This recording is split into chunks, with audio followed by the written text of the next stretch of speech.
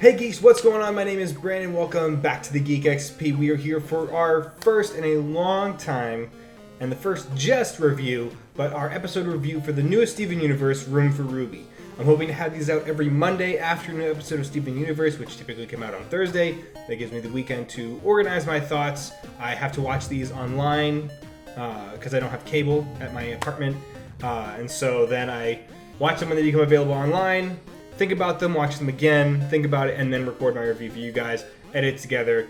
That way it's out regularly, gives me enough time to put it together, I don't feel rushed, and I can organize my thoughts. So, let's get into it. The episode opens up with Steven and Garnet having an adorable moment, as always, watching shooting stars, and as one comes down, Steven tells Garnet to close her eyes and wish, and of course she wishes for another star for Steven to wish on, and they have this adorable moment, as usual.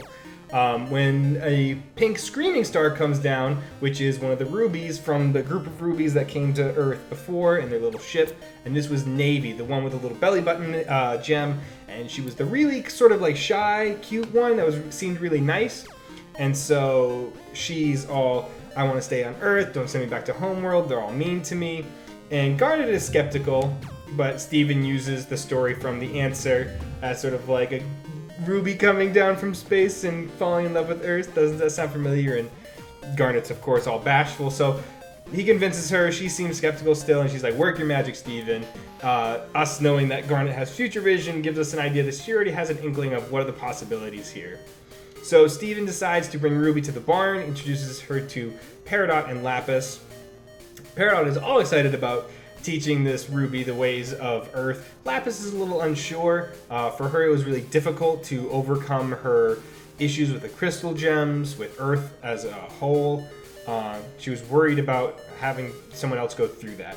But Ruby seemed up to the task, and so Peridot and Lapis begin their teaching of Ruby, to which Lapis at every turn is like, it's okay, it's going to be really difficult, and at each step, Ruby seems so easy to teach about these things. She loves the rain, she loves weather, she loves plants, she loves dirt, she loves all of these different things, and at each turn we see Lapis get more and more frustrated because to her, because she had such a hard time, especially with her trust issues with the crystal gems, because they had her in a mirror for all that time. And so for her it's difficult, and the show classically will present an issue to us through these characters, but there is a real-life corollary in that people who have been through trauma, been through abuse, coming back from that can often be really difficult. And I'd like to think that that happened a lot with Lapis, both being stuck in the mirror for so long and then being stuck with Jasper. To be open and trusting and to like things and to love this new environment that she's around, to adjust so quickly and so well to it, was really frustrating because it meant that there was something wrong with Lapis. That cats are fighting. Because if Ruby can do it no problem, that means that there's something wrong with her and that she has this issue. Before, she was just like, it's difficult and that's fine. And she had sort of like come to peace with it. And to her, this illustrated just how messed up she really was and is, because she's still getting used to Earth and living here and everything that's so different and learning to trust people again. So they go through all these things, and eventually Lapis, so it's like, it's difficult, but that's my problem. I have to deal with it. So that's for Lapis, who has been struggling with interpersonal relationships outside of Peridot and Steven. This is great. She realizes it's not Ruby's fault, and at this point, I'm sitting there like, this is great. This Ruby's really cute, but it's almost like when you're quizzing someone, friends, like the first time they're taking the quiz, and there's no way they can, and like every question, they say the exact answer that's in the textbook. Like it's so perfect, like for what Steven wants and what he would expect from a gem that really wants to be rehabilitated to be an Earthling. The exact wording is just like, a planet weather that changes is beautiful. What's this thing? I love that thing. I love plants. I love all of these things. And Steven is super ready to embrace it because he's sort of been burned here and there before when he's extended friendship towards gems. It ended up working out for Peridot, but it didn't look like it was going to at first. Lapis was a project. He tried with... I think he extended a hand of friendship towards Jasper, if I remember correctly. and that didn't work out well, and then he's been dealing with homeworld gems. And I'll make a video talking about my thoughts about the arc so far, the episodes that you and I have missed together, and sort of talking about the trend of the show and where it's going and what I think of it.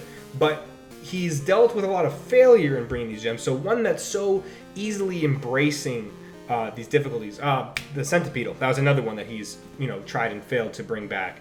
And so for him, he's accepting it. Peridot has taken this as another task, which is just how she deals with things. That, it's something that they can help this gem. They can fix her. She likes to fix things. They can make her understand. And so she's super exciting because this means success. She's also much more funny and loose than she used to be, which I really like. And so at that point, Ruby is like worried, like, oh, did I do something wrong? I didn't mean to upset Lapis. And she's like, nope, it's my problem. It's totally fine.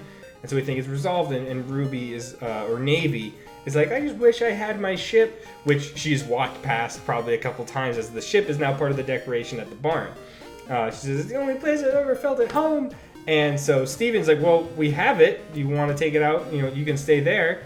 And at that point, I was like, what if she just wants to leave? Like, I don't know, but like, I could also buy her not noticing the ship, because in the, Hit the Diamond, we saw just sort of how goofy and inept these rubies can be, so I totally buy her not seeing it. If she had seen it, I think she would have just gone to the ship. So they go for a joyride, and Ruby, so happy, is just like, and they're like, great, we have a pilot. And she's like, Steven, will you hit that button back there, and I'll show you guys what this ship can really do. And Steven's like, okay. And as he's ready, he's like, I'm gonna press it. And I'm sitting there thinking, like, this is it. They're building it up. And sure enough, when he hits that button, Ruby gets sealed in, and the other three get thrown out the hatch as it opens up. And Steven's like, Ruby, what is going on? I think something went wrong. And she just, in this most sociopath way, just turns back, oh, the only thing that's wrong is that you're still here. And she just wanted to mess with them this whole time. Like, if she had noticed the ship, which I'm still not sure, I don't think she really did. I think she really just like goofy. She wanted to trick them. She wanted to see their faces as they realized that they'd been duped by this Ruby. And there's this funny moment where like Steven and Lapis are like, what the hell? And then Peridot is all the way in the back. She's just like, what's going on? I can't hear anything. Is Ruby showing us the ocean? Which I thought was hilarious because she wouldn't have any idea what's going on. And so Ruby manages to knock them off and flies away. And Lapis is just laughing. He's just like, I knew it. I knew someone couldn't be that well adjusted. I'm not messed up, which I think was a nice moment for her. I think it's always possible for people to just be, and that's sort of a difficult thing for people who have been through trauma and maybe some abuse or dealing with things and readjusting to normal life, is when you're going through a hard time and you've accepted that it's difficult, and then when you see someone going through something similar and it seems easy for them. And sometimes you just have to take that bitter pill that people deal with things differently. Hi, Millie. The other cat. But for her, I think it was really good for Lapis just to sort of be reassured in her progress, being comfortable, is that they, because she doesn't even care that they were duped. She just cares to be like, okay, I'm not as much of a mess that I thought I was. So she gets this nice moment where she's sort of relieved and doesn't make it back to the beach. Jasper is there, or not Jasper at all. Garnet is there with two balloons in case, because she probably saw two different outcomes where Ruby actually wanted to stay, and one where she fooled them. She's got the welcome to the party and sorry for your loss, looks at them, pops one, it was worth a shot. I mean, the rubies are relatively harmless. Homeworld already knows the crystal gems are there, so they don't really lose anything by her getting away. I mean, they don't have the ship, so now they can't get off Earth, so that's a problem. But other than that, they're pretty much exactly where they were. So really no harm. I can see why Garnet would be okay with accepting that risk. Losing the ship, they only needed to leave because Greg got taken off world. And we'll talk about those episodes later because those were awesome. But overall, this episode was really funny. I think it was important for Lapis.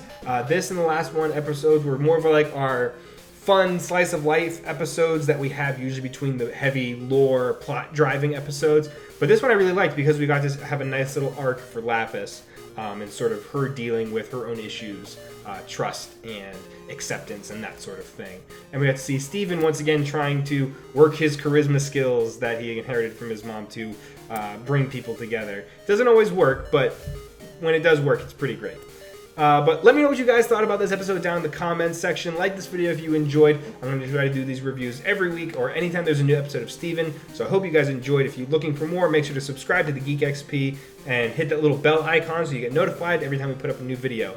We're doing lots of Breath of the Wild stuff. I'm trying to keep up with putting up Overwatch content. I'd like to stream that game again soon. Internet is a little finicky here, so we'll try to figure out how that's going to work best.